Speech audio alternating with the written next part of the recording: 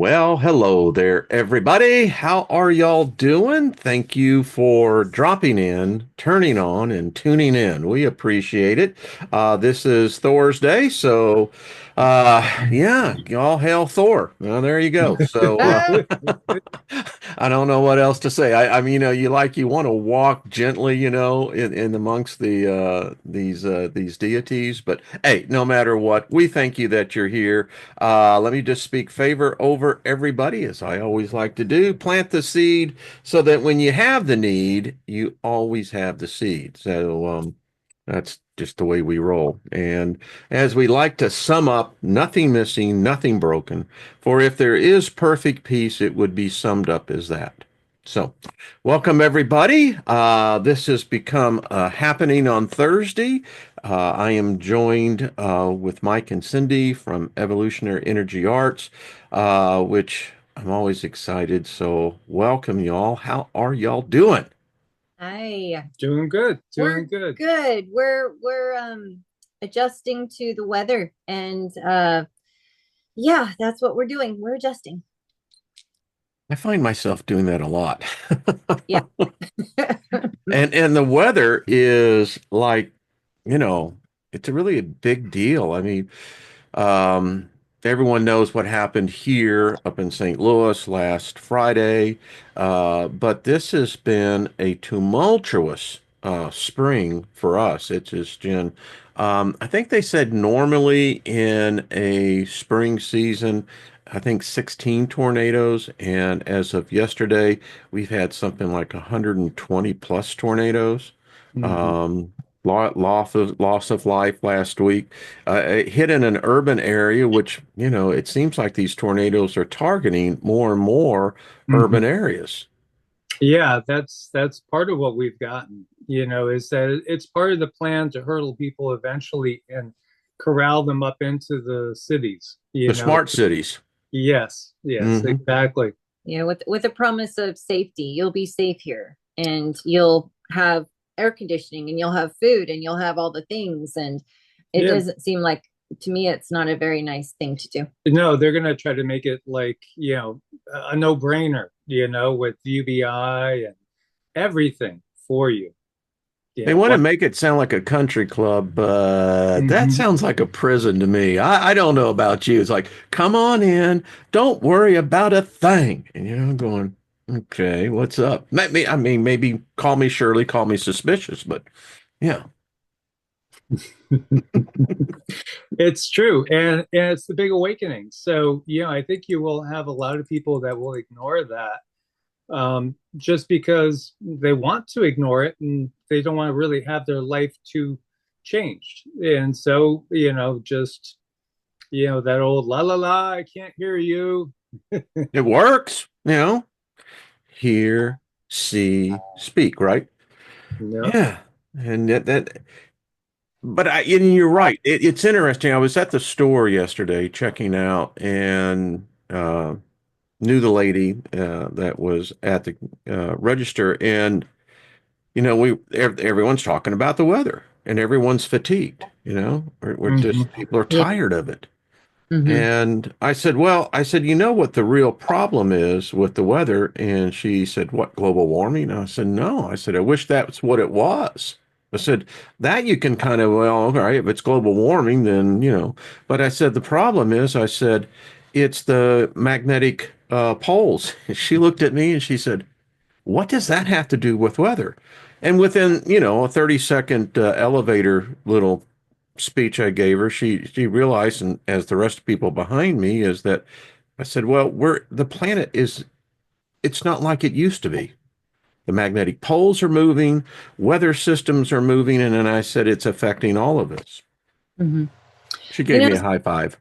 know, Cool. I mean, psychically too, our minds are changing. The way we communicate is changing, and I really think that the tablets, the computers, even though we can use them as tools, they can definitely stunt our spiritual growth in a really big way if we allow it. There's this lulling to sleep with the AI, and I was talking to a dear friend the other day, and he was mentioning a bunch of very important words, words like integrity, that are being taken out of our vocabulary through the AI, through chat, uh, and through the other AI systems. And these very important words that really structure us and help us define our world and that are good for explaining things are just being taken away, and they're in their place. They're putting in different words that are not assisting us in growing it, and they're kind of the opposite of that. So someday I want to talk about all these words that they're taking out, just so we can put them out there some more. I don't know, as a rebel. Well, that's interesting, Cindy, because what I hear you saying, you see, that sounds to me like an agenda, a Yeah. systematic control system. Yes. Yes. Now, I'm just a simple guy, but it tells me that if someone's purposely doing it, and it is, they're rewriting history as we talk. Mm-hmm. I've been on this planet for 25,152 days. And, they don't want us around because, people that have been on the planet for, well, let's say between 20 and 25,000 days, we still remember. Yeah. And that's the threat. That's the big problem. One of the things that keeps coming up in my mind, and I keep saying to Cindy, like, I don't think that the population of the world is getting much bigger. When I go back to my childhood, and of course I've lived in a lot of different places, but did it seem like I don't think we've really gained people, especially like in the last maybe 10 years or so. And what if this is the natural, unnatural ebb and flow? What if this is exactly what the system does? Is it does these resets on a regular basis, and whether the memory wipe, like we've even had these discussions. You were talking about the poles. Well, there's the thought that we could end up losing our memory during a pole reversal. It could actually affect our consciousness, and we all be walking around like, "Who are you? You look familiar." I mean, literally. What if that is part of it? What if the pole reversal is actually something that could be technologically done at even a faster interval? And, the memory wipe would be a natural part of it. And it seems like they do it quite often. Yeah. We've touched on those World's Fairs. And I just, when Trump said, we're going to have the World's Fairs again, oh man, did that just like alarm bells everywhere. I'm on the record. Yeah, I have nothing against Trump. Just got to tell you, I don't have an agenda, but I don't think he's human. I mean, he's human, but yeah, I swear in my spirit, I can't see it, but I can see it that these are not human beings. They're not us. And the question is, well, who are we? And it seems like again, every time we get close as a collective consciousness, as a species, to maybe really figuring out what really has and is happening, it's like you said, Mike, they reset the whole playing field. Mm-hmm. I mean, it's Well, when you look back through time, you see a lot of things that are really weird. Like we were talking about the World's Fairs with babies in incubators on display, and the way they handle babies, as if dolls. I mean, yeah, like throwing them about. It's like, that's a person. Are you There's my kidding? baby. If that was our kid, I mean, it's like you would deck the person for handling a baby like that. It's weird. It's really, really weird. And the whole thing with the stork bringing babies, and then the mailman bringing babies. But then when you look back in time, it almost seems like you could have mail ordered a baby, so to speak. And the orphan trains, where did all these kids come from? When you look at history, especially like if you study Russia and China from, say, 1800 to the end of World War II, I mean, both of those areas, the people went through constant warfare and constant depopulation. And, I think when we look to the Civil War here, There's more going on there than meets the eye too. And is it really part of a greater war? Because you look at the different wars. I mean, I did videos before that showed, you will hear of wars and rumors of wars, right? But the end is not yet. But yet, if you just go through, you'll find there are no years that don't have wars going on the planet in the last 6,000. It's been nonstop warfare. So it's Well, nonstop. Yahweh is a god of war. Yeah. Oh, absolutely. I Yeah. mean, and that's what I'm equating it to. So St. Louis is just to the east of where I live, and it's interesting because when you're talking about these world expositions, these world fairs, Yeah. um, I don't think people really grasp the magnitude of these events. We have a thing it's right near it's in fact, it's right across from the Natural Museum. It's where the old Ferris wheel from the World's Fair in St. Louis is buried. And it's a freaking, you could say it's a good size hill. Mm-hmm. And when I read that they had, I think in St. Louis, it was the depiction of, I think it was ancient Rome, and Mm-hmm. everything was accessible by water. Come on, something ain't right. And then, I'm drawn to the buildings, the mud flood, you Mm-hmm. know, architecture is kind of a witness within itself. And coming from construction, I don't know any architect who says, "Hey, I'll tell you what, Mike, what we got to do is make sure that the bottom floor is like halfway down in the ground. We want to make sure that the windows are like really up here on top where you can't see." Yeah, sure, Yeah. that makes sense. Oh, yeah, I'll Yeah. take one of those. But it's obviously happened. I mean, I had the Smithsonian Institution as a client for a number of years, and the artifacts that I saw in the warehouses, I was I was more motivated by profit back then, and if I had had just a little bit more clarity, I could have really soaked it more. But yeah, Mm-hmm. Well, you see that, and you see a lot of these big fires like the Chicago fire. yeah, Look at, then you get to key years, 1871. And it wasn't just the Chicago fire. There's been similar fires all over the world. It really does appear to be part of a reset. And then, that is fascinating too, because there's depictions of a UFO shooting down a beam of light during the Chicago fire. And, when you look back through time, you'll find a lot of sightings of UFOs, UAPs, whatever we want to call them, at key junction points in history. We were talking about that before with looking at the history of Alexander the Great. There was again sightings of ships, up in the sky over the battlefield of Alexander the Great. And what are they doing? Are they coaching him? Are they watching him? Are they making sure he's carrying out orders?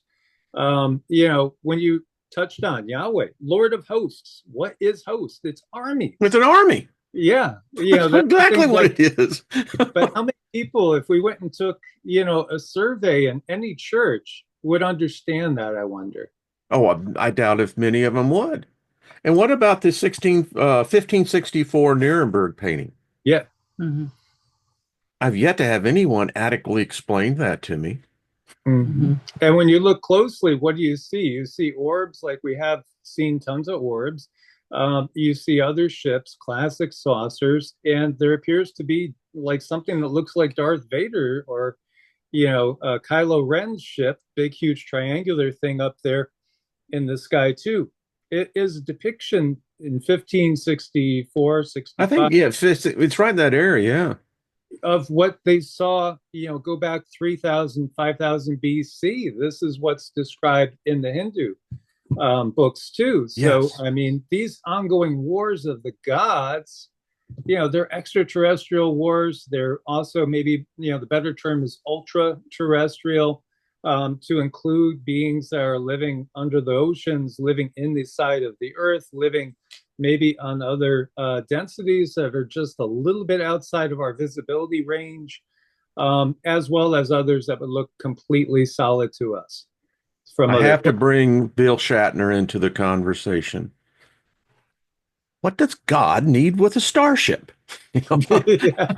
I Right. mean, so if and listen, I think those are what our species is always described as gods, but it tells me something happened. I mean, you look at the religious paintings of that same era, and every so-called holy painting that you see, whether it's the Jesus, whether whoever it is, there's always a UFO in there. Hmm. Virtually every one of them. Hmm. Right. Okay. So how could the gospel so radically change in less than 1,000 years? Because it's apparently they believed something different than what we have been taught to believe. Hmm. Hmm. Yeah. And again, I think, it's that what we call the dark matrix, in than the natural matrix. So like when you have Yeshua, talking about my father, he's referencing maybe the real creator of the natural matrix, where everybody else that we've had in there as, gods, Elohim, Yahweh, etc. These are all just different, different beings from us, extraterrestrial, perhaps some are inner earth beings. It's interesting that the Ramayana is perhaps the second biggest, greatest epic in the Hindu traditions. Rama's thought to be the ideal king, but where does he come from and go to? Inner Earth. He's actually a being from inside the Earth, the inner Earth civilizations, like Agartha. We've heard of Gartha, Shangri-La, Shambhala. He is one of them that is coming to the surface to help guide the humans on how we should do things. And he's still very imperfect. I mean, he screws up all the time, but he always tried to do the right thing. He always, kept in mind doing the right thing for the greater good of all the people. So he's thought to be like this, about as good a king as we could get possibly. And that is in pre Kali Yuga time, but it was in the end of the Bronze Age when we're heading into the Kali Yuga. So there is more and more evil taking hold, more service to self as opposed to service to others. And then we go into the Kali Yuga in its entirety. That's really where the rise of the Abrahamic traditions, as we know it, becomes dominant. Yeah. Hmm. Yeah. I was just going through some of the Old Testament on, you know, those. So it's still in the backdrop of all this, with all these stories, and I'm still convinced they all came from one. I mean, I think there's just variations of a theme. Yeah. I keep getting when I talk about the controllers. So we have like this other level who controls the controllers. So we have these human faces that we look at, and they're on TV every day, and they appear to be in control. Uh, there was a channeling I did a while back, and the information that came through, they did call themselves the Anunnaki, but I have a problem with that because that is so widespread. Mhm. That Yeah. those that came from heaven, but they did specifically say we are Anunnaki. And how can you really pick that apart and decide that that's one different being? I have a feeling that there are several very powerful entities, and they're up and above, and they're they're having a control that we don't quite understand, like a technological control, and it's getting tighter. And once they are ready and things are ripe. The word I really don't like is the word harvest. They talk Yeah. about the harvest, and that's to imply that, they're preparing people and getting them ready. And when they can, they're going to scoop them up and do something with them. You, And just because it stuck out in my head so much, like when Cindy was saying that they talked about themselves as being the Anunnaki. The first thing that they said, we are your gods of your Old Testament. We are your gods in the plural of your Old Testament. That was the very first part, and then the mythologies, like they are the Olympian gods are a representation of them for the most part.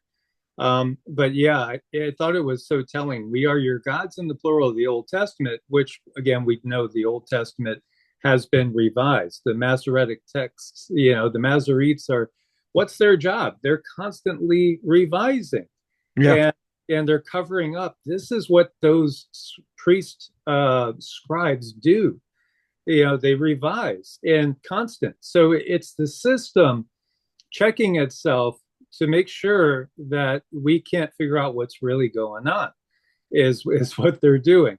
But the other part that comes across is that when we look to the book of Job, you have God and Satan, with humans as playthings and things that they wager on. Well, Well, Satan is actually called one of the sons of God. yeah, Yeah. And by the way, I think with the book of Job, it's also it's probably one of the more authentic books that we can actually look at, which is actually the oldest book of the Old Testament. right. Yeah, it's kind of like off by itself in some ways. And I think it gives us a little taste of, well, it's really not too unlike a lot of the Greek myths, where humans are actually the playthings of the gods, and the gods do wager on us. And what will Yep. their reaction be? Well, let's see. What if we did this to them? Then what are they going to do next? Oh, and last time they did this. Let's see what they do this time. Yeah, Like that. The Egyptians are pretty good at that. I mean, the whole after death thing is really kind of, what is your heart has to be weighed as light yeah. as a feather? That's a wager, All right, I'll bet you $50 he don't make it, you know. It's like, and it all comes back to this thing that if that's the case, then there's this seal that I often get within my mind's eye that we're trying to break that glass ceiling literally. Right. Mhm. We But and they changed the rules on us. Mhm. I'm looking at one of your moderators there, that Bonnie is saying, again, the best slave is one that doesn't realize they're a slave. Absolutely. Yeah. Um, and, we've all been duped. Absolutely. And I think part of the duping is getting us to think it's just God and Satan. There's only two different groups at play here. I think the reality is there's many groups in play. And that's part of or as above, so below. So we look to the politics of the world, and it's a mess. And I think that's the same thing. If we were to look out a little bit from the Earth, we would see that there's a lot of different things going on with a lot of different groups of beings with their own self-interests at the forefront. And so, I think again where we are at this point in time is a big realization. Well, We've never been alone, and yeah, there's but why us, beings. Mike? Why humans? I mean, the universe is vast. If you believe what they say, there's trillions of Earth-like planets out there. So why are they here? I mean, are we that unique? I think we're a good energy source, a very, very powerful energy source. The emotion is the emotion that we carry. But is that a rarity within the universe as Yeah. as a whole? That's Yes. what I've picked up. It is very rare. The emotion that we carry is it's very controllable for one, and if we're not aware of that, then we can allow our emotions to be just a food source for several different beings. So our emotional levels, the way they go up and down, we're just batteries. And unless you're walking in awareness, you are going to be just a battery. And Well, the other part is too, this is a interesting situation, like we've shared. Our understanding is that Earth is made from the largest remnant of Tiamat. And, you see Tiamat in the Sumerian stories, at war with Marduk. And in many ways, yeah, that's the Anunnaki and their conquest of this world, our section of this world, which, is a small section of this world. I think that's part of the realization too. I think we will have some confirmation, not necessarily that we'll be able to freely move about to the other parts of the world. And maybe this has something to do with all the plane crashes and everything. There was another plane crash today In Oh, San 14 Diego, houses. yeah, it set Oh 15 yeah. houses on fire. A Cessna went down. Mm-hmm. One of the things Cindy saw was that we're going to be grounded. And you only want, Literally. literally, yeah, no Literally. humans are going to be allowed to travel in planes for a period of time. And maybe it has to do with the realization that the Earth is actually bigger. So our flat Earth friends, that give us the dimensions and say, hey, the curvature is not what it should be. Well, they're right in that sense. It's not, because the planet is much bigger, and most of the planet is not under our control, and even our section is really not under our control. Yeah. Have a tornado go by, you find out just how much control you got. Yeah. Um, which is remarkable. And it's so this tells me in another way that no God has ever manifested before humanity. And I was asking myself, I was outside meditating, talking to my dragon, and I was reflecting, have I ever seen a full-bodied apparition of a spirit manifest? And I had to say no, with one exception. Back in 1978 at Grace Christian Center, there was over a dozen people who saw this angel, this being that was up on the podium with Ron Tucker. But that's the other thing. There's been no evidence that if you look at this thing just straight on and be honest with yourself, there's no evidence of any of these gods existing. There's stories. Right. Everything I've studied in my life has been written by another human being. We were Mm-hmm. talking about it before we went live. We have no way to validate what is being said here. And as you pointed out, Mike, the purpose is to regurgitate everything, respin it, re-put it out. And at some point, you begin it's almost impossible to track down and to say it actually is true. I go by what's actually happening, and if you look at the world, I think they're in a perfect position where they can hide and be there and say, it's like gaslighting. It's very much like gaslighting to me. But if you look at the state of the world and you see what the human controllers are doing, it makes absolutely no sense unless you add in the factor that what's controlling them is non-human and not an entity that we can see in the 3D. I Yeah. actually wrote that in the question, so that, and Cindy, that is just a huge point. And maybe we can expound on this because that's the whole thing. Is God human or is it not? Why does humanity worship that which is either itself or something that it's not? I think it's natural for us to want to believe that there's a human looking being. It must soothe us, in a subconscious way for us to believe. And when you do go out of your body, it's been my experience and other people's experiences, they see who they need to see. They see absolutely who they need. Maybe it's Buddha, maybe it's Jesus. In my case, it was, I guess, the sun, but the sun was also breathing, and I didn't need to ask, are you source at all? I just knew it was source. And I think these other people that leave the body, they see who they need to see. Because we all create everything around us. And here's the big bubble burst.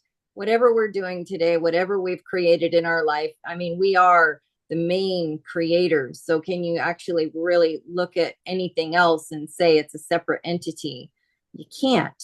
But still, there's all these things going on, and I don't feel responsible for the skies still being sprayed. I don't feel I created that. I think that I'm kind of fighting against that. So it does get very convoluted. It gets confusing. It gets messy. And sometimes you just have to pull yourself back in. There's a belief out there, hypothesis that says, and actually I think Rod Sterling did a show on the Twilight that in reality we're all gods. Yeah. Yeah. And we're wearing the mask. And when we say we wear the mask, this is the mask. Mm-hmm. Mhm.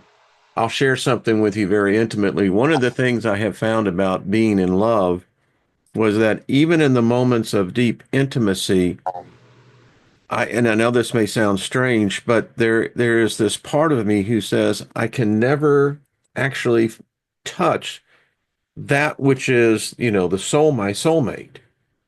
We each have this private, I don't know what it is, maybe it is us, that no one can actually, you can bruise it, but you can't really touch it. I don't know if you can possess it. Maybe I'm not speaking well on this, but it was the fact that there was this uniqueness. There's, Odds would be like that, wouldn't they? well, Mm. I think what you're touching on there too is like, why do we come here? Yeah.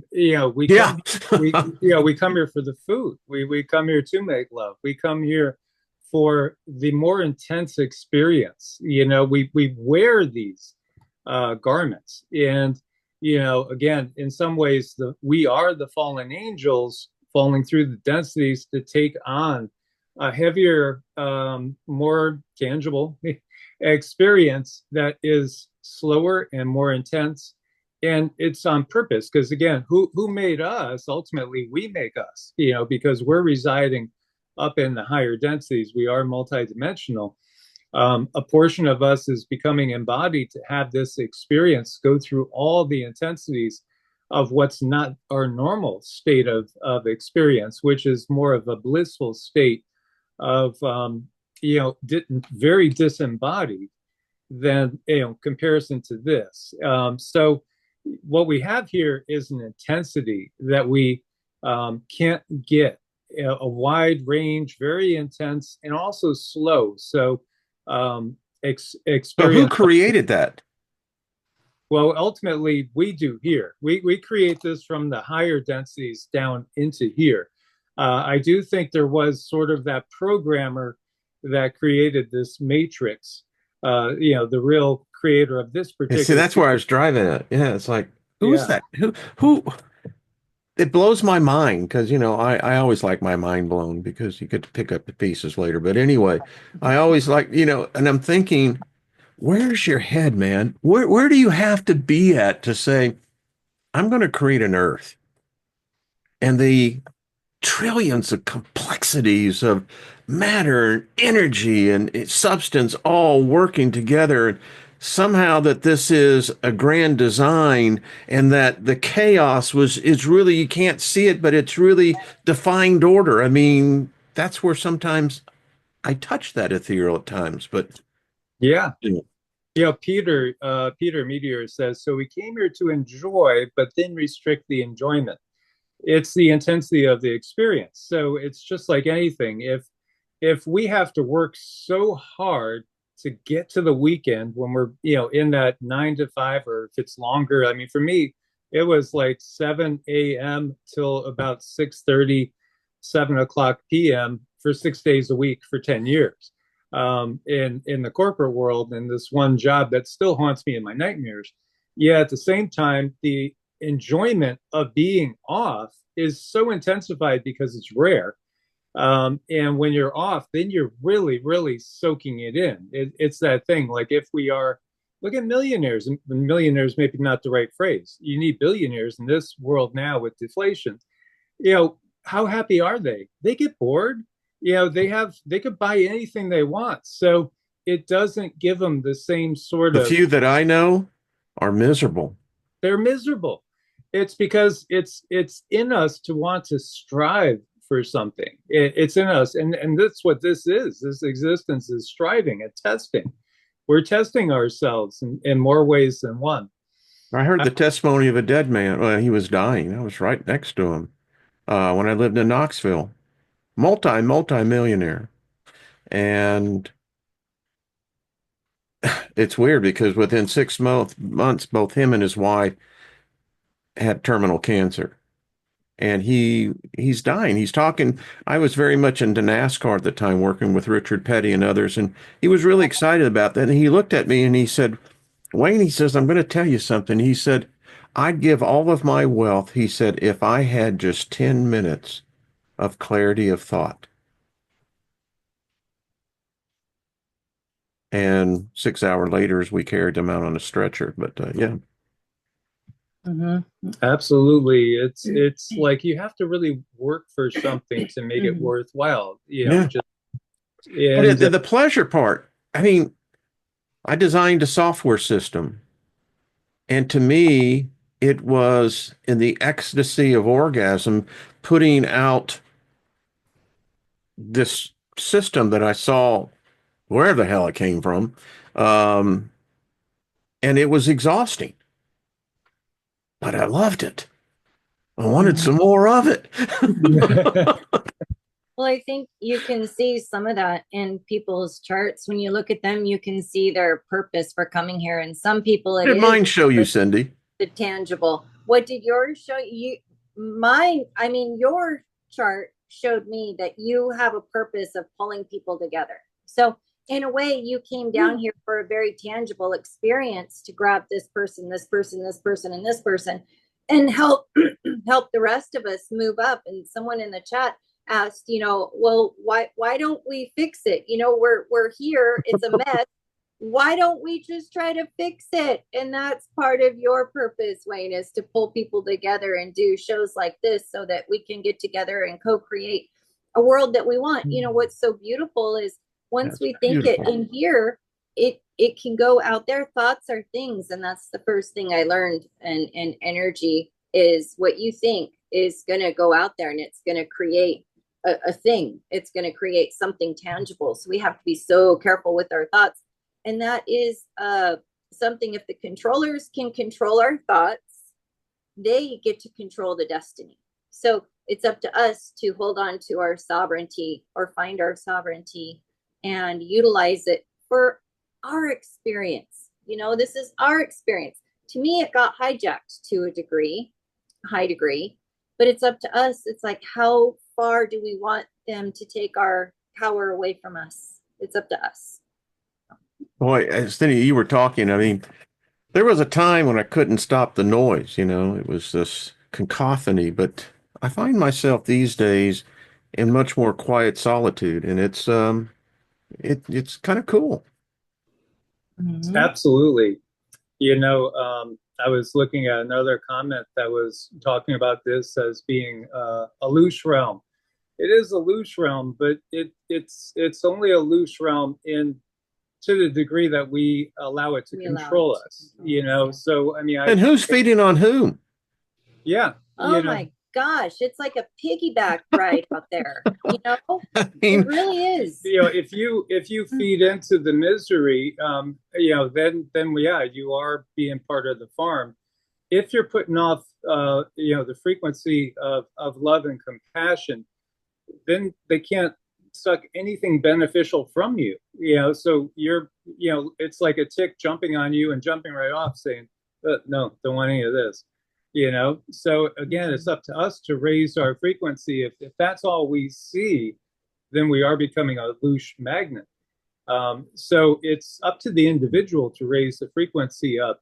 At the same time, it's good to know what's going on, because if you're totally disconnected, you might not see things coming, and again, you could be knocked for a loop in that sense. But that's having that we would call Buddhist attachment, where what's going on, but you don't allow your energy and your overall essence and levity. You maintain yourself above the fray, so to speak, even though you acknowledge that this is happening. And there's some things that can really rile me up, and it's like I got to just kind of walk away from those things, or just put out a good intention that the situation will be overcome, instead of feeding into it. Because when we get into the hatred and everything, that's again pulling us down.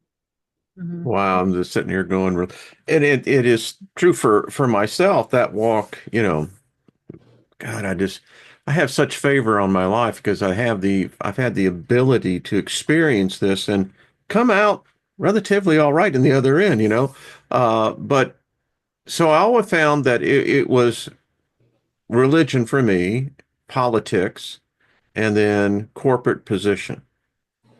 And, you know, what a trip.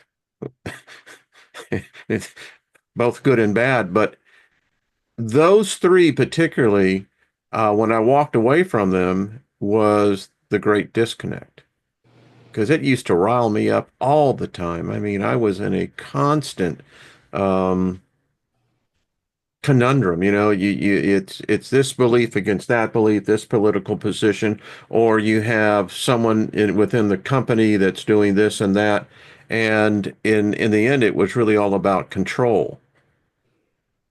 Hmm. So if we learn to buck the control, we ask who is controlling the controllers. Is that a direct that, because our conversations could be considered heresy in another time. Hmm. You're questioning authority. You don't do that.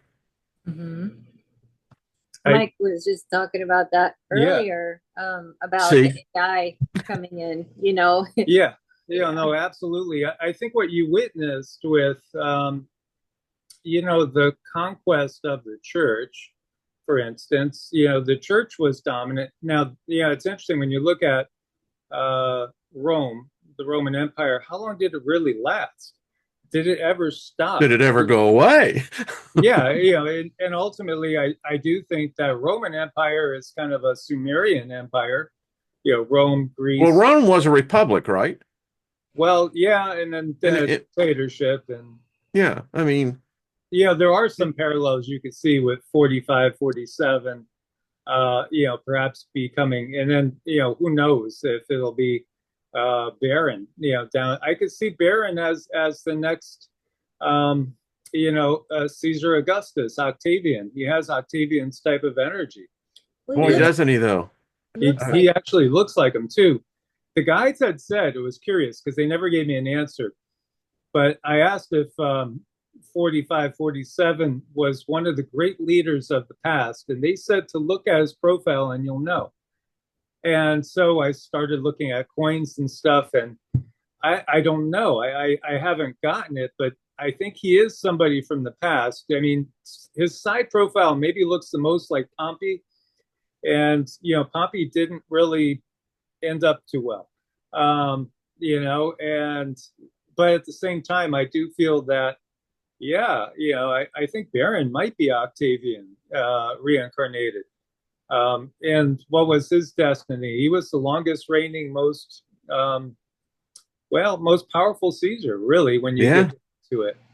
Um, and then the other thing, this is something, there's like another video that I've been thinking about making, because when I saw Melania dressed all in black for, I forget whose funeral it was, the widow's son kept coming through my head. The phrase, the widow's son, the widow's son. And I think it's from the guides, Melania being a widow, and the son, I think, is barren, because I think ultimately Baron's supposed to, go past his father. And Um, yeah. so anyway, I'm going off on a total divergent, but when you talk about who's controlling the controllers and who are these gods, I think the thing is there's more than one group. Yeah, there's more than one group. And, when we get that Deuteronomy 32, Psalm 82, is it? And, the Song of Moses and the splitting up, which is the same thing that Plato talks about in Critias. The earth is divided up into tribes, and each one takes their own tribe, heavenly being. Well, what if it's not really like, just Enlil, Enki, Marduk, Ninhursag, Ningashita? What if we're thinking totally too small? What if it's literally even different stars, individual planets that are claiming their own tribe, or some sort of subset? What if it's more of a United Nations type thing? When we think again to the way the European conquest, which was again given a blessing by the religious structure, coming from Rome and the Catholic Church, ultimately Church of England, Anglican Church breaks off, and then you have the Protestants, and that whole thing. But I'm starting to really go off into tangents there. But what if that is really what it's more like, in that there's all these different subsets of ETs that are literally, they have the earth divided up into the tribes, and some of them are a little bit nicer to us and some of them are much nastier, but they're all they're all playing chess with us, against each other. We're the chess pieces. Yeah. As you were talking, like my mind was playing back the tape. So us as a species, different races, all right? Mm-hmm. And that's established. We're unique in that aspect. And as you were talking, so what was the purpose of Yahweh? Well, the thing that he told Abraham was that he had to have his mark on him and that he would separate those as his own separate race. Mm-hmm. All right. So this is a different God now in play here, because if that was the case, then why didn't God do that back in Genesis 2? Why didn't God do that back in Genesis 1:26? Which is very evident now that, if you look at this with open eyes, you can see that there is layer, office upon office. And at some point, I'm trying to see, well, who is the chairman of the board here? Well, again, Yahweh was a minor deity. He was, absolutely. Very minor tribal deity. Baal kicked his ass. Yeah, that's part of the thing that kind of gets swept over. The Kunjalit inscriptions, that show Yahweh with his consort Asherah, and that there was a counterpart to Yahweh again, and that's again we've talked a lot about the divine feminine getting washed under the table, but even with these groups that are very warlike and they're definitely patriarchal societies, absolutely, Well, you're going to tell me that Gabriel isn't warlike? Oh, you see that dude? It's over, Jack. I mean, I think too that they take over. We've talked about that before. I think they hijack. They hijack different beings, like Michael. Again, Michael the Archangel. I think they hijack things. Like before, you were talking about the different parts in the Bible that might contradict themselves, and I know all about the Elohist texts compared to the Yahwist texts, and then we have that priestly writings too. So when we look at that, like what we have gotten with El is a very different energy from Yahweh. Couldn't be any different. El is natural, and when she tries to view El, she actually literally gets a cloud. She gets a consciousness in a cloud. And then you think about is it the Michelangelo or Da Vinci? That famous, with the hand going out to man from God in the cloud. Michelangelo, isn't it? Yeah. So, what they're touching on there is the natural order, the natural programming, and more nature-based entities, consciousnesses, as opposed to, Yahweh, very much, an invader, a cosmic pirate, a marauder. A usurper. Exactly. He's very much like a galactic Christopher Columbus, slave trader, murderer. It goes on and on. Didn't they make him a saint? They did. And Lilith always, when I was doing the writing on the Liber Lilith, it was interesting because when she was talking, she said that was the problem. It was that particularly the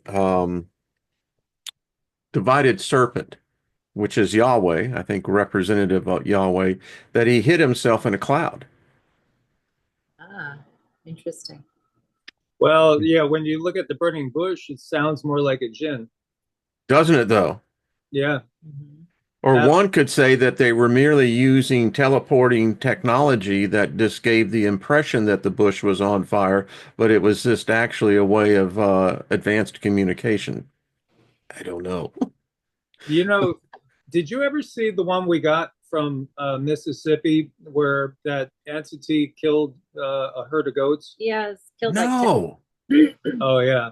We have a photo and video of a jinn. It's a jinn. It's this fire being. It's absolutely wild. We didn't see it while we were filming it, but one of our family members, Yeah, said, "Do you after, realize what you he's caught?" like, "You realize what's on this video?" And so we went back through it, and yeah, They I mean, tried to blame his dog. The police came to our RV and they said, you know, where was your dog at this time? And I mean, Zeke is a very peaceful guy, but the 10 goats were slaughtered. yeah, Zeke was a Slaughtered. 60-pound pit bull mix that was 10 years, 12 years old at the time. And, you know, whatever it was, slaughtered a whole herd of goats right across from us And when you look at the camera, you while can we were see it. making the video. Yeah, while we're making the video, the goats saw it and then they ran off to the left and then they were just gone. And it was about an hour later, the police come knocking on our door saying, "Where was your dog at this time?" Yeah, And I mean, we were in an RV park, you know, we so have that we video had been up. camping, and that We'll was when send it to you. we got Yeah, I'd like to see that. we Yeah, had an it encounter was with a horrible. triangle then. So we were talking about that, how a triangle was following us for several miles on a backcountry road right next to a military base. And they literally irradiated us then. And Zeke ended up dying of cancer. And Sassy had growths on her, and then Cindy got leukemia, you know, so you know, we overcame it naturally, but it almost killed both of us, honestly. And I do think they thought they killed us at that point. I think if we hadn't have known how to overcome it naturally, that, you know, there would have been a different story. But that's when I got all into the medical grade ozone and started talking to some Western doctors that, you know a thing or two about natural healing, and we got through it. And anybody else, I don't know, it was pretty crazy. But you know, being activated and being able to activate other people, you can be problematic to the system because you can help people see past the veil, and it just takes a minute, you know, for people to see past the mass media and realize that there's another underlying story going on here.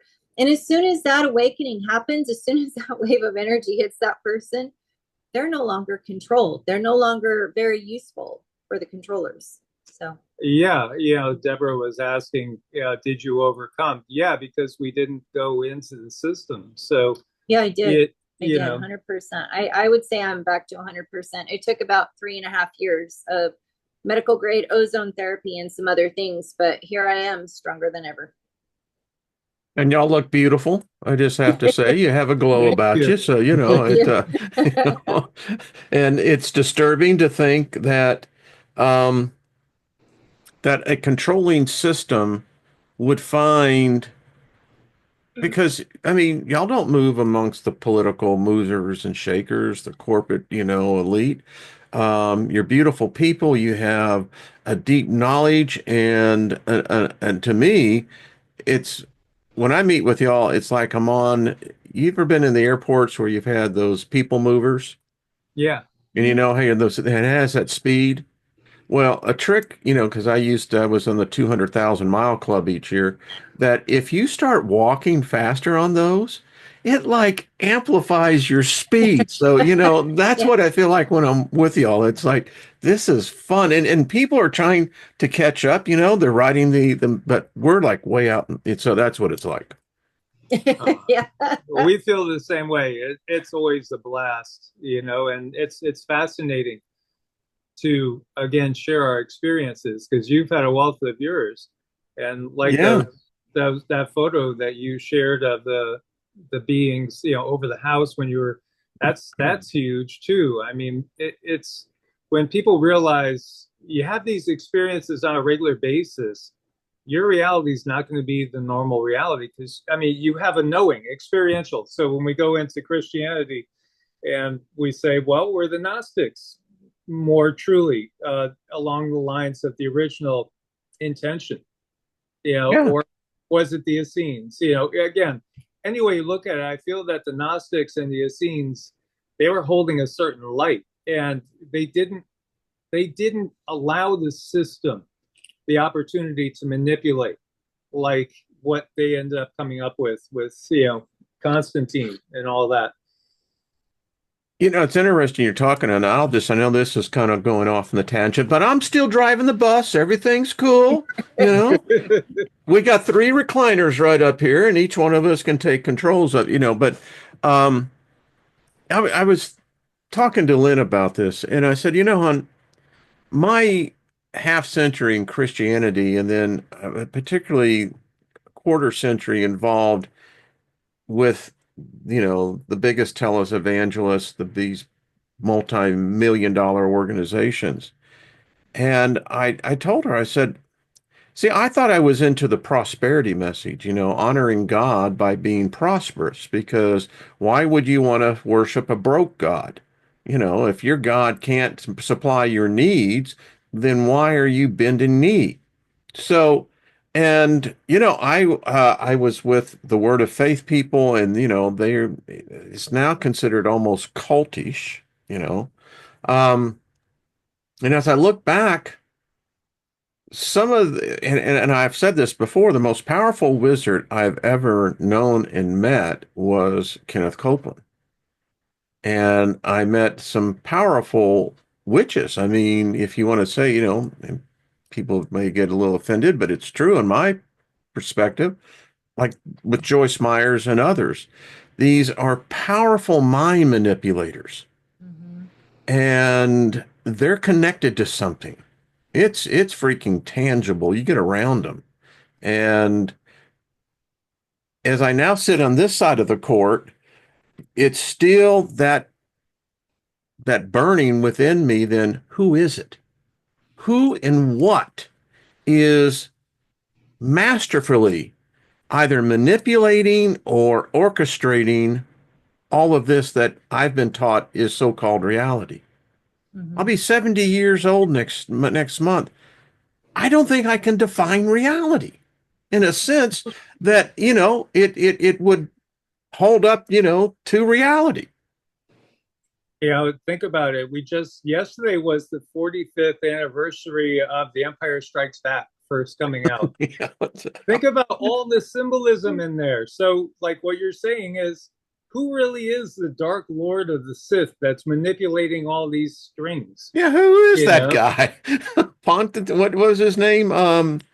Who was Darth, the Darth Sidious, yeah, Palpatine. Palpatine? Thank I you. don't think it's any mistake that he looks just like Soros. I really No, don't, you know. and it does kind of look like a couple of the popes. And then 45, There's the number 45 you brought up yeah, is 45. yeah. So 45. it's 45 years ago, and of course Trump was 45. He's 47 now.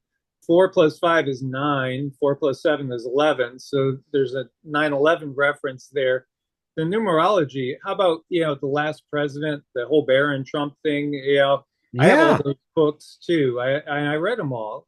So years back, read them all and did a few videos on it. So, is Trump a time traveler, or are there time travelers behind all this? Is this, the all the Mandela effects that are constantly happening? I do think we can play with space time. I do think we can manipulate not just what's going to be in the future, but what was in the past. And maybe by their rewriting history, they're trying their best to again change the past to bring about an outcome that they want.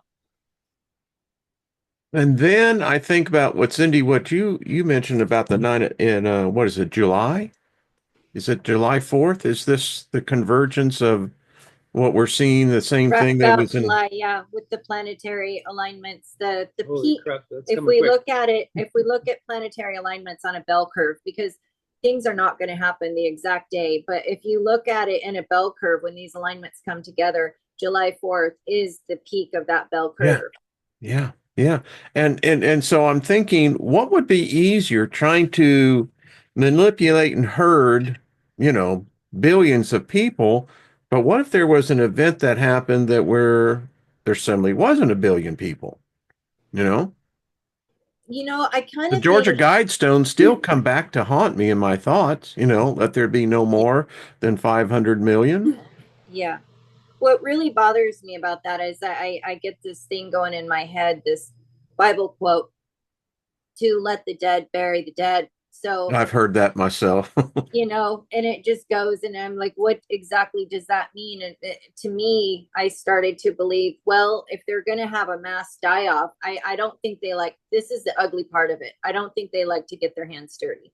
I think they would rather have other humans bury other humans for a very long time, and then they knock the rest out when it's convenient for them. And that's why it is so very important that we work on our healing, and we work on our bodies, we work on our temples, we do all the things so that we're not going to be a part of that mass annihilation if that's what's going to happen. They don't like to clean up big messes. No, there's so much going on. The mass migrations, that goes all the way back to Acadia and Sumer, and it was used as a war tactic. It keeps things jumbled up. How many people really are on the planet? I bet you it's less than 8 billion. I don't think we're at that many people. How do they count that? Well, it doesn't make sense because people have gone ahead and counted in different countries like China, adding up, the biggest cities and stuff. And then it comes back showing that if those cities' populations are correct, there must be a much larger population out in the rural areas.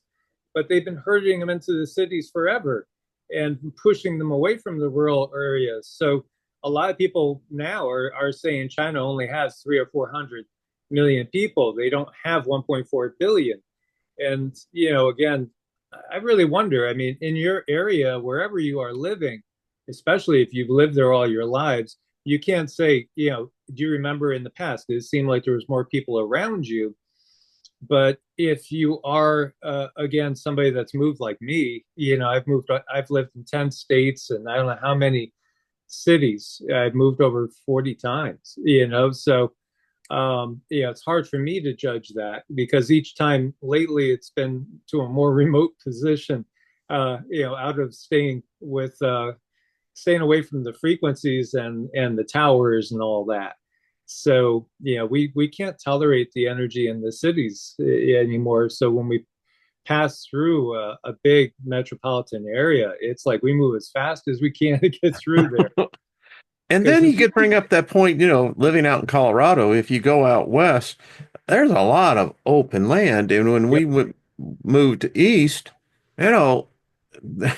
Kansas is about as bare as you can get. I mean, and I'm thinking, so they keep talking about overpopulation. And I'm going, where? Right. I don't see it. Yeah. I really don't see it. I've seen somebody do it where you could fit everybody into Texas, and I forget how many acres they could have. Like each person could have 5 acres or something like that, and it would fit the entire 8 billion. But I really don't think there's 8 billion. I think that there's a lot less than that. That's my gut. And the thing with migration as well, I mean, there's the other side of the thought that, well, they got us in the Western world with birth certificates. Okay, all right, I can dig that. But come on, does every nation do that? Is there a central collecting point where send me those birth certificates? Is there some computer that, again, I'm like you, I'm highly suspicious. How do I know that there's 8 billion people? Mm-hmm. Have you seen the videos, Wayne, of India and the cities back in the 50s, 60s, 70s? These cities were huge and built up, but there's not many people. And we see the same thing time and time again with these old films that now they're digitalizing the films and they're putting color in. When you look at it, where is everybody? It doesn't look hustle and bustle compared to what you would think is the case. But the cities are big and built up. Why would you have them so big if you didn't have people to house them? Unless people were there and then they're not there anymore. What's up with the ones without bathrooms? Yeah, that too. Yeah, I mean, I've got a whole shelf filled and specifically with that. I got pictures in San Francisco. There ain't nobody there. Right. It's like, I think there's just a number of other cities in Europe as well that the same phenomenon. Yeah. I don't know. I mean, Mhm. I'll take St. Louis as an example. You know, if you're telling me that people have migrated west, okay, to all right, that may be true, but there is a lot of empty city. Oh yeah. We were all over And the Southwest. where'd they go? Yeah. I mean, we've been all over the Southwest with our RV. Yeah, y'all And, have. and when you look at, we could speak for anyway, Nevada, Arizona, and New Mexico, and a lot of Texas too. There's very few populated areas when you really look at it. And there's so much space in between. I mean, where we were living, we were in a town of about 900 people, and our trip to the supermarket was 75 or 90 miles. We could do either 75 or 90, depending on what you needed. So, Yeah, but that's how far Oh, it was each way. So we would do one big trip every 2 weeks, and we would have to pack it with ice. like 6 hours round trip. Yeah, to go shopping. But there were no major towns really between that and the shopping area. And then when you go to the north, it's the same thing. You go to the west, the same thing. Go to the east, it was Nellis Air Force Base. So there's a lot of area with nobody. And it looks like Mars. I mean, not a tree. The one thing that the desert did teach me, it taught me to find beauty in everything. It was hard yeah, because yeah. I went from northern Idaho where it's rocky and pine trees and beautiful and lakes and the Snake River and all of that to this little teeny tiny town right next to Death Valley, California. But we were right on the other side of the border in Nevada. Talk about moving to Mars. I mean, there's nothing that everything is bald. So I did. I learned how to appreciate what are you going to do? You can't sit there and be angry for 20 years. So I Shake I your learned how shake to your fist in the sky. yeah, well you How could, dare but you, God? Yeah, and that's the thing. Like Patricia here in chat says she saw our Poverty Point video. She's from New Patrick. Orleans. Oh, Patrick. And he's from New Orleans. He hasn't gone to Poverty Point, so that's like 4 hours north of where he's at, 4 or 5 hours. And you think about that. What's in between those two areas? There's a few small towns, here and there, but there's a lot of nothing. There's an awful lot of nothing all around us all the time. Um, You're a yeah. unique state too. I had a client, Oceaneering. They had their manufacturing went down to Morgan City. So I flew into New Orleans and drove to Morgan City. Holy shit. I mean, if you really wanted to knock somebody off, I mean, there is freaking miles of nothing but swamp on both Right? sides of the road. I mean, Mm-hmm. that's the only a true story on this. So I get into Morgan City staying at the Holiday Inn, right? And it's freaking raining like straight down, just in sheets of it. So I get in, check in, and have to get in over into the room. And so when I open the door, and seriously, the toilet was like shooting water up like 4 feet in the air Oh my God. because everything's submerged out there. So anyway, uh, Wow. And lots of hungry gators too. it's true. It's freaking true. That's when I was driving, it's like just you don't want to break down. Oh no. Just telling you. But interesting state, and it is very it's diverse. It definitely is. Mm-hmm. Yeah. Mm-hmm. It Well, ain't the West, that's for sure. yeah, it is an interesting area. But when you think about it, the Georgia Guidestone's talking about 500 million people. What if we're already closer to that? I mean, I really doubt the population size that they give us. That's, I guess, the bottom line. I really doubt it.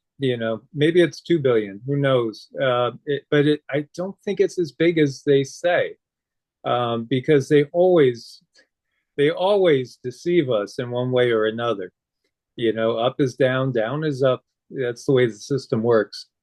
Isn't there a certain quantum theory that says that reality is merely what we see right before us right now. That I know that there's a wall behind me, and I know what that wall is with the outside. But in reality, it doesn't actually exist other than just what my brain will construct as to what would be the memory. Hmm. Because there is this thought that in reality, it's a very infinite defined space. Hmm. Absolutely. Have you read the Yoga Sutras? I have not. Oh, well, it'll blow your mind because, I like that. I've taken a lot of acid that tried to do that. Didn't it, work, but it's all in the Yoga Sutras. They're written in such a way, you got to find a good translation. You just meditate on them. It's like the Tao Te Ching, where you just basically read one stanza. That's it for the day. Soak it in, ponder it, meditate on I it. have to get it. But really, when you look at it, it's as if all our quantum physicists have read the Yoga Sutras and now they're putting them into language of modern 21st century science because it's all So right how there. would that line up? It seemed like they would line up very nicely. Oh, yeah, no, exactly. The universe is mind stuff. The universe is consciousness. Everything is an illusion. It's a hologram. And The first principle, the universe is mental. yeah. Oh, yeah. So, the Hermetic principles Yeah. coincide perfectly. I think the Hermetic principles are a little bit easier for Western minds to grasp, but I taught a whole series on that. It was it was good. It was refreshing. oh yeah, it's wonderful, and it's accurate, I believe. I have found it to be. I mean, it's changed me. I mean, because if you realize that all paradoxes are can have a solution, I love that. That gives me infinite potential of possibilities. Yeah. Sanatana Dharma. Sanatana Dharma. Mhm. That's one thing that I got when I was kind of in trance is if you had to take a religion or a belief system and have one that really encompasses what we are doing, look into the Sanatana Dharma is what our guides told us. Yep. So And that literally means eternal truth, eternal way. But it is, and it's in alignment with, again, the Yoga Sutras of Patanjali. If you've ever studied Kashmiri Shaivism, along the same lines again, it's all mind. It's really all mind and consciousness. So this is where we get back to the fact that we are eternal consciousness having a temporary, intense human experience. But that is our normal state of being, is disembodiment. So, this is just temporary. It's quite a little ride there, roller coaster ride at times. and when you speak to spirituality or religion, it seems like we're always trying to get out of the body and look over here and look over there, but I don't know, one could also argue that it wouldn't the ultimate spirituality be to immerse yourself in your body and in this area where you have everything so tangible, because this is the unusual experience. So. And yeah, coming from your background too, just to bring up one more thing, because there's always so much to talk to you about. Brahma and Sarasvati. Brahma is thought to be the creator god. Sarasvati is his wife, goddess of wisdom, also of music too. And then we have Abraham and Sarai, right? And Sarah. Correct. And so you can see where that came from it. And when you look to Shiva, again, Shiva is thought to be the destroyer. Also, it's consciousness before embodiment. But you also have the Jewish, process of grieving called sitting Shiva, literally. So Yes. you see there's that taken it from it too. Some believe that when you look to Judaism, it was started by some Brahmins that had broken away and started their own thing. And Brahmins are the priestly caste in Hinduism. So there are those scholars that believe that Judaism and the beginning of the whole Abrahamic tradition broke away from a group of Brahmins, breaking away from tradition and starting this path. We can get into a whole nother discussion on that because it's always the one that's always challenged me was in you look at the Hebrews, which no longer exist. But I could never figure out how you could have, 12 brothers that went down into Egypt, and for 490 years they lived in Egypt, how they were not more Egyptian than they were Hebrew. Right. Mm-hmm. I mean, yeah. It's Look like, at how people come here, and one yeah, generation, 2 generations, I'm American. Yeah, right. yeah. I mean, they're going to be more Hebrew, I mean, Egyptian, and they're so maybe we'll bring that up next week. Sure. Yeah. Yeah. I can't Sounds believe that good. we've been. Sorry, folks, I did. If anyone's still with us, that I appreciate that because I was lost in the conversation. Yeah. Deep stuff, and I've got notes here that, for instance, real quick, like there's the thing when I was in broadcasting, the phenomenon known as the 4 a.m. news cycle. And it's like there is a reset in the world at 4 a.m. East Coast time, particularly, it seems. And that is when the script is sent out as to what is going to be the story and the key words for the day. Wow. I don't know if Interesting. you knew that, but that's No, how it Nope. works. Yep. Nope. That's Yep. that good reminds stuff. me of Orwell's 1984. Yeah.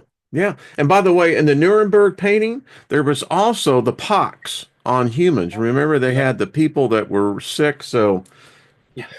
we got to, all right, I got notes for next week. And then Cindy, Okay. you're going to talk to when, we had a particular, was our question, what was the question that we had for, well, we didn't meet last week. So We it's, didn't meet last week, but if you have a question, I will do a prashna chart. And what a prashna chart is the moment the astrologer gets the question, she casts the chart at that moment, and that's going to give us our answer.